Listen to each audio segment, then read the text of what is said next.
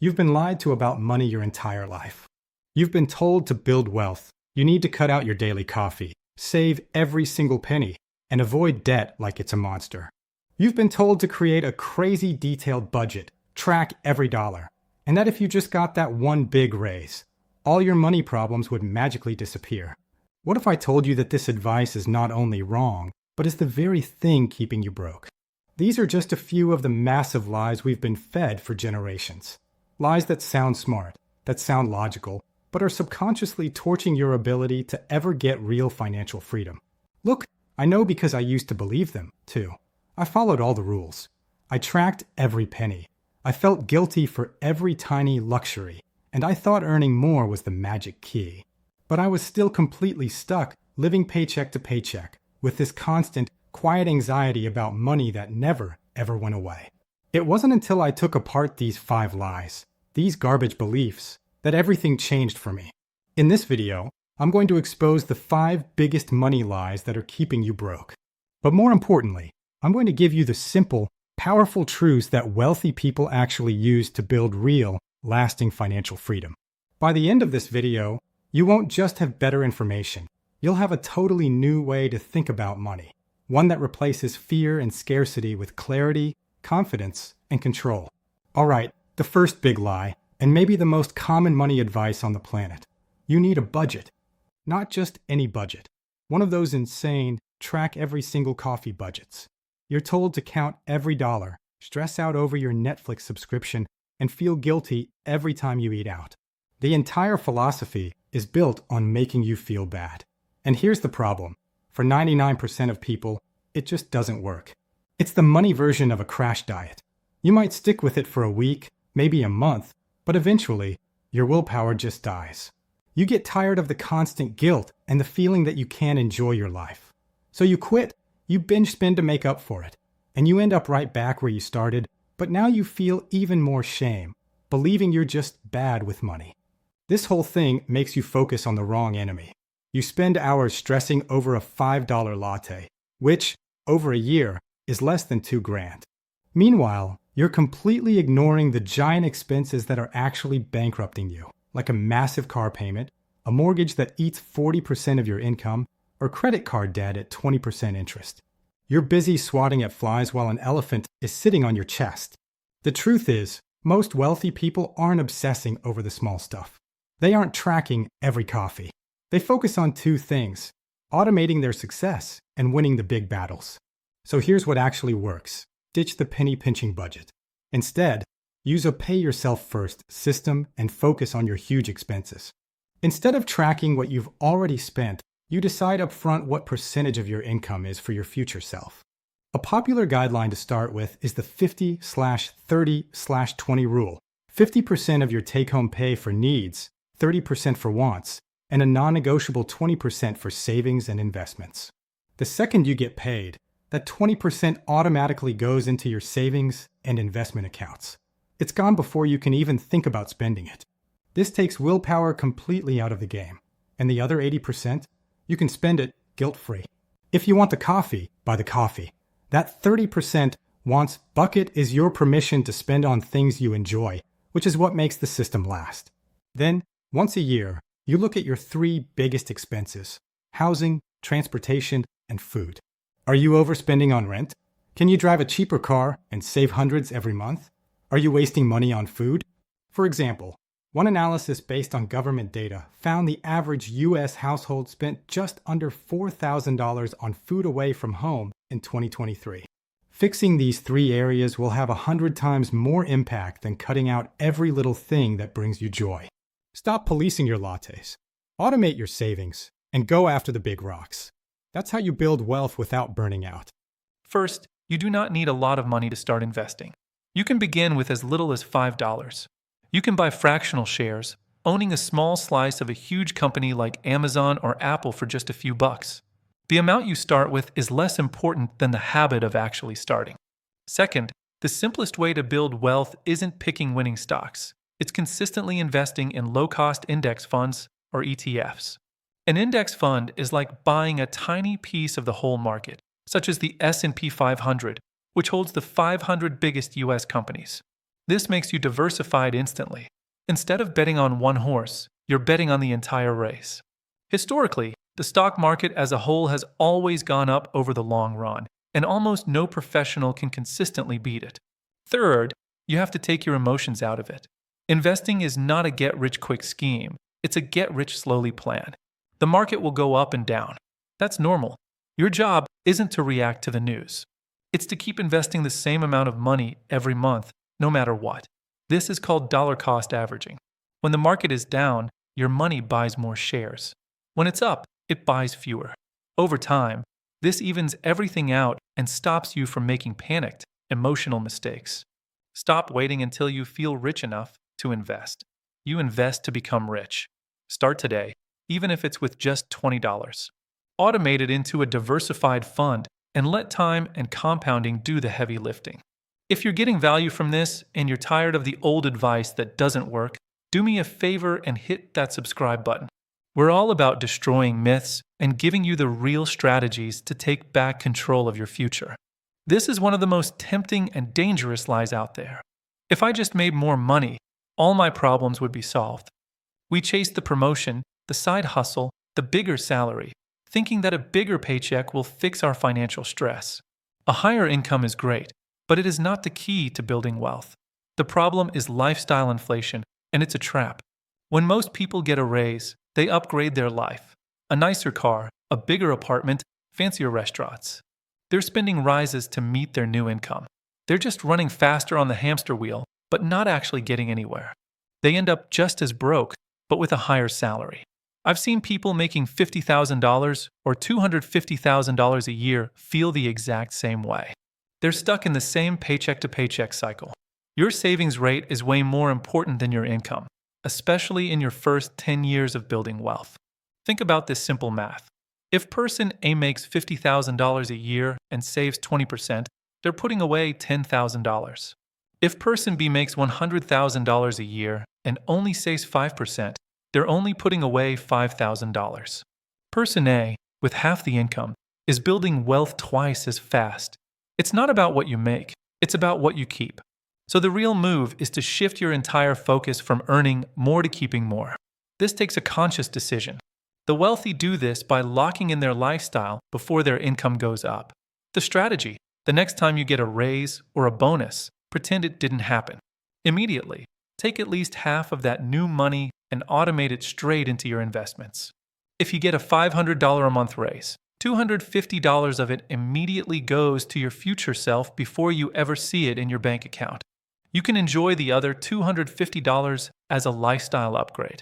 This way, you still get the fun of a better lifestyle, but you dramatically boost your savings rate without feeling any pain, because you never got used to having that money in the first place. This one habit is the secret to breaking free from the lifestyle inflation trap. It's how you disconnect your spending from your earning. A high income can make you rich, but only a high savings rate can make you wealthy. Focus on the gap between what you earn and what you spend. The bigger that gap, the faster you'll reach financial freedom.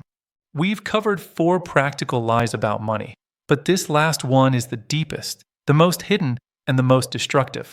It's not advice you hear, but a feeling deep in your gut, the subconscious story that money is somehow dirty, that wanting it is greedy, or that rich people are bad.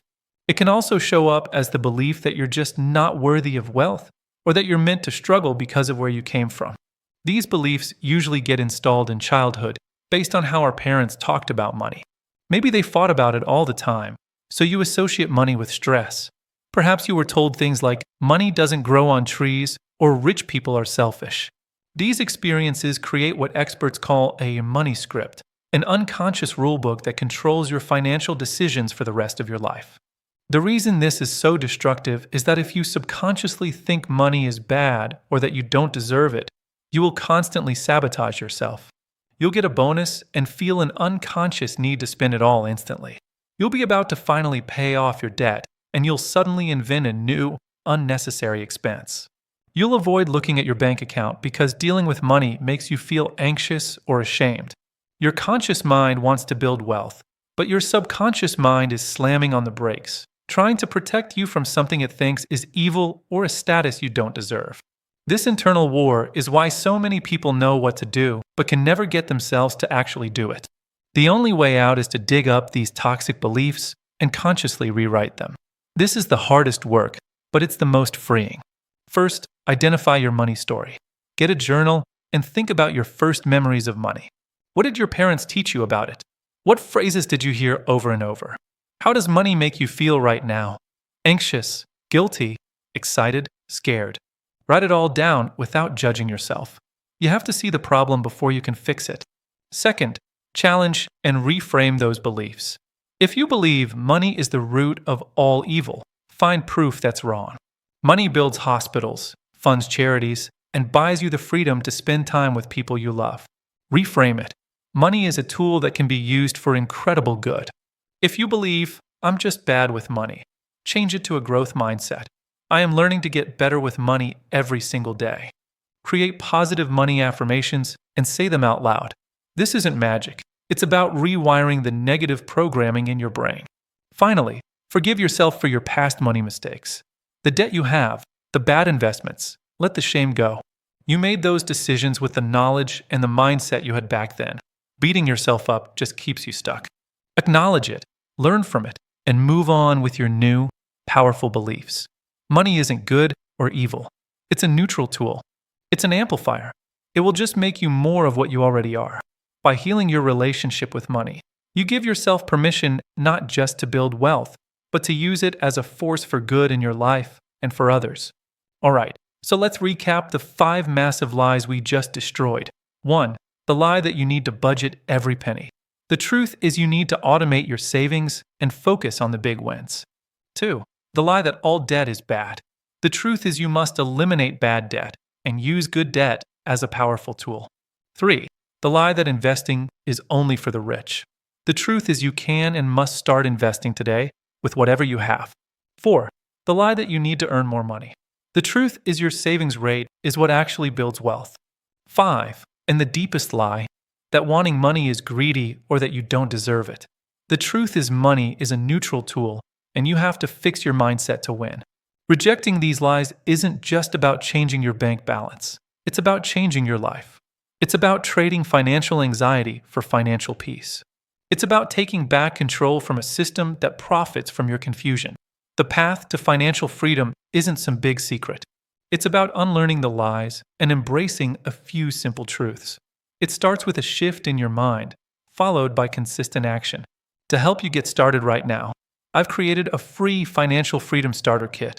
It's got a 1-page guide to set up your automated savings plan and a worksheet to help you find and reframe your own limiting money beliefs. It's designed to help you immediately apply everything from this video. The link is in the description below.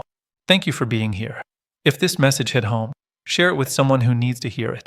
Now go out there, reject the lies, embrace the truth, and start building the life you deserve. The second lie we often hear, drilled into our heads with almost religious intensity, is that all debt is inherently bad. This belief suggests we should avoid debt entirely, pay for everything with cash, and that having a loan is irresponsible. This perspective often stems from a good place, perhaps from witnessing loved ones struggle with credit card debt, and that fear is very real. However, this black and white thinking is a huge mistake, preventing many from utilizing one of the most powerful wealth-building tools available, leverage. By believing all debt is evil, you mistakenly categorize everything into one big negative group.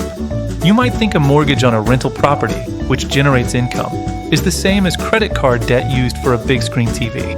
Similarly, you might equate a business loan designed to grow your company with a high-interest payday loan. This is a massive error in judgment, akin to declaring all fire is bad. While fire can indeed burn down your house, it also cooks your food and heats your home. It's a tool, and its value, whether good or bad, depends entirely on how you choose to use it. The truth is, financially savvy individuals understand there are 2 completely distinct kinds of debt, bad debt and good debt.